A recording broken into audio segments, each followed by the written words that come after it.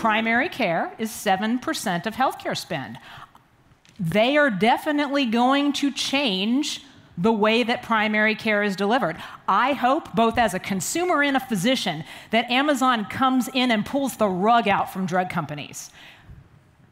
That's, at best, 10 to 15% of spend. And remember how much of the drug spend is stuff that actually happens in pharmacies. A lot of it is in other places. Amazon's not going to touch that.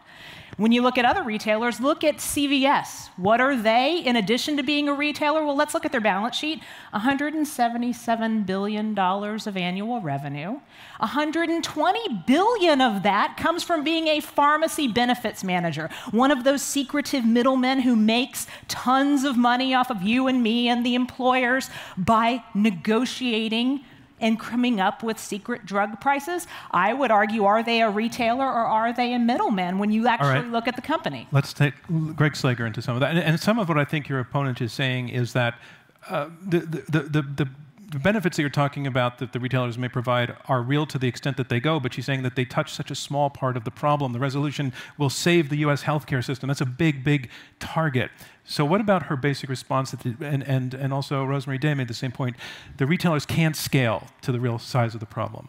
Well, I don't agree with that. I mean, if you look at the top two pharmacy chains, they have 20,000 retail locations amongst them. So we have 5,500 hospitals in this country. If you look at the large retailers like the Walmarts and other things, you're adding another 10 or 15,000 locations here too. So that's one thing. In terms of getting care to the communities, I think is really important. And a lot of them are in rural locations too that are underserved, that can't get to a doctor. 40% of them don't have primary care physicians, so this is the only place that they're going to get their care.